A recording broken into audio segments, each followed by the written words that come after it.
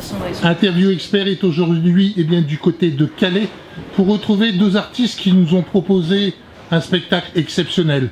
Le public calaisien a su apprécier que ce soit votre voix, que ce soit le groupe qui était derrière vous. Vous pouvez nous parler de cette prestation que vous avez fait ce soir? Eh ben, c'était assez exceptionnel pour nous, c'est la première fois qu'on joue sur un aussi grand plateau. Oui. Et devant autant de monde en fait. Depuis la période Covid, on n'avait pas vraiment joué ensemble en formation complète. Oui.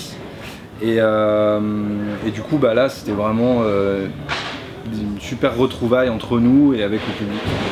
Vous faites combien de spectacles par an? Alors là, c'est difficile à dire parce que, comme je disais, il y avait la crise du Covid qui nous a un petit peu freinés. Et on n'avait pas vraiment de producteur avant ça, pas de production attitrée. Et en fait, au fur et à mesure, on a trouvé quelqu'un qui nous convenait et qui maintenant s'occupe de nous pour les dates. Et, donc là, pour l'instant, c'est vraiment on redémarre tout doucement. Là, on a fait 2 dates cette semaine et on aura fait 3 ou 4 cette année. Donc pour l'instant, c'est assez calme. On espère pour 2024 en avoir beaucoup plus. Manon, vous avez une voix particulière. Est-ce que vous entre guillemets, vous forcez un peu à avoir cette voix ou elle est naturelle? Y a-t-il un apprentissage derrière cette voix? Oui et non. Alors, c'est ma voix naturelle, mais après, forcément, pour chanter du Amy Winehouse, il y a quand même, c'est plus au niveau de la prononciation, au niveau de la diction, du flow, tout ça, où là, j'ai dû un petit peu travailler. Mais la voix telle que vous l'avez entendue, c'est ma voix. Et c'est pour ça d'ailleurs que tu as eu l'idée de monter le spectacle tribute à Amy Winehouse. Parce que ma voix t'avait fait penser tout de suite un peu à Amy Winehouse. Je sais pas si tu te souviens, c'était en 2016. Ouais, c'est ça. Avant effectivement de monter ce tribute, vous étiez chanteuse de manière indépendante?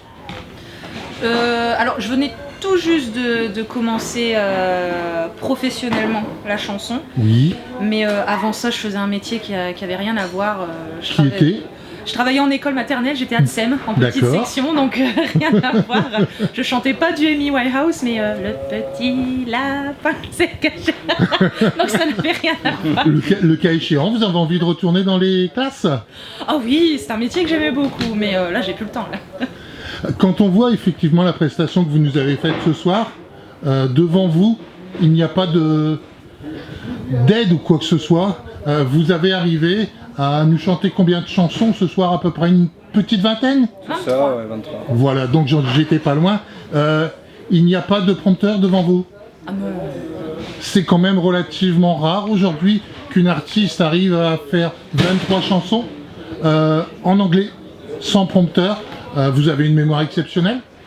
Oh, ça fait longtemps que je chante du Amy Winehouse, donc... Ça vient naturellement? Oui. Après, c'est le métier aussi qui fait ça, donc c'est un exercice que je fais depuis des années. Et, j'ai une petite facilité maintenant à retenir assez rapidement.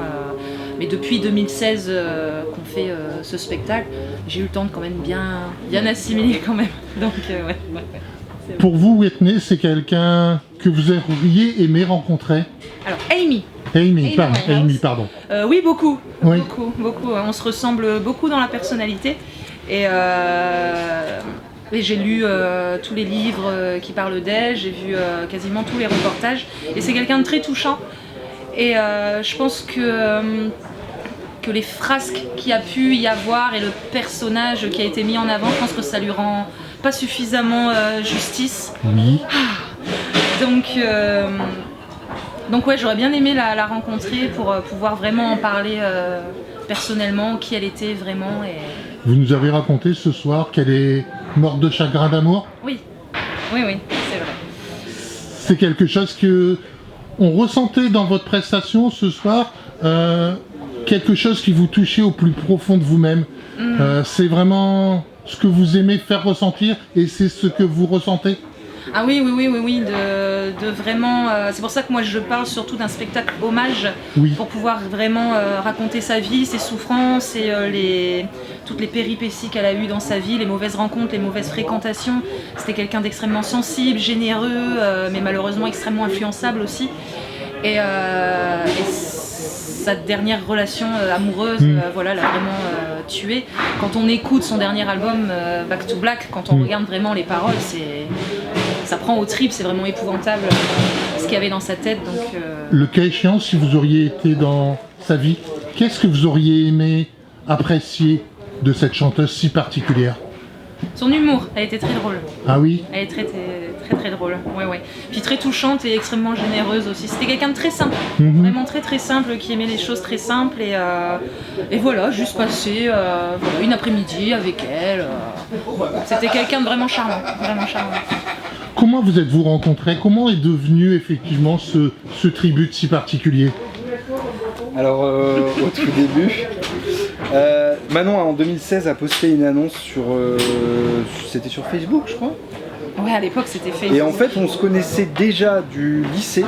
Oui. On s'était un peu croisés au lycée, sans vraiment être proches. Et Manon a posté une annonce des années plus tard, disant qu'elle cherchait des musiciens. Et moi j'étais aussi en train de me lancer dans le milieu de la musique. Et j'avais envie de créer des nouveaux projets. Et je me souvenais que Manon chantait vraiment très bien déjà au lycée. Et du coup je me suis dit vas-y, essaye. On a fait une répète ensemble. J'ai répondu à son annonce, on a fait une répète ensemble et j'ai adoré, vraiment ça a matché tout de suite, quoi. C'était sincèrement un amour de musique? Oui. Bon après c'est devenu autre chose. On est mariés. Mais au départ c'était un amour de musique?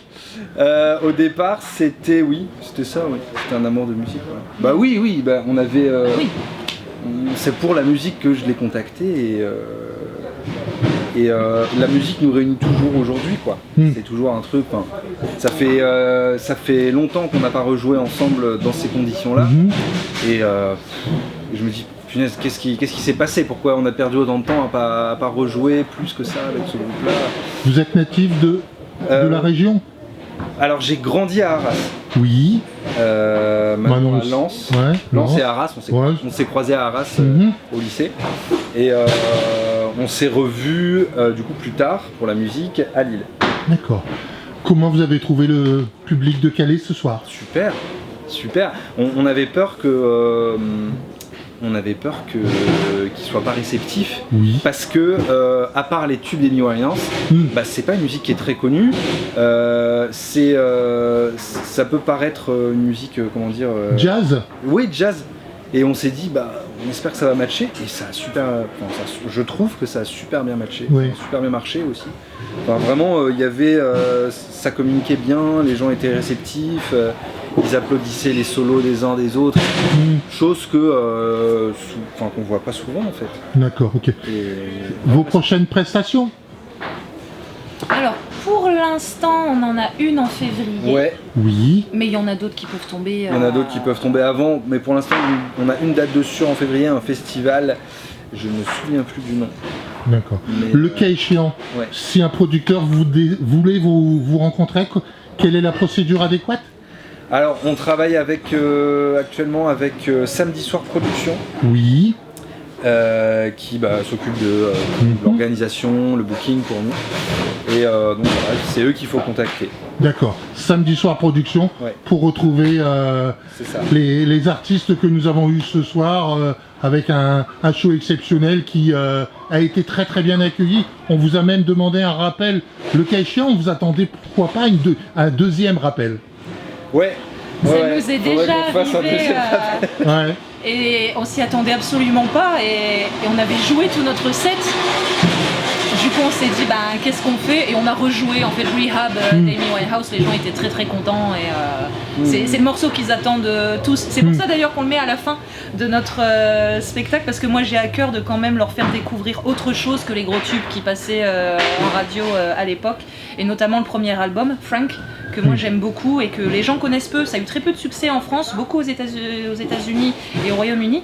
Mais c'est ça aussi qu'on aime beaucoup avec Still Amy, c'est qu'on fait découvrir aussi beaucoup de choses aux gens et des nouveaux morceaux, enfin des morceaux qu'ils connaissent pas.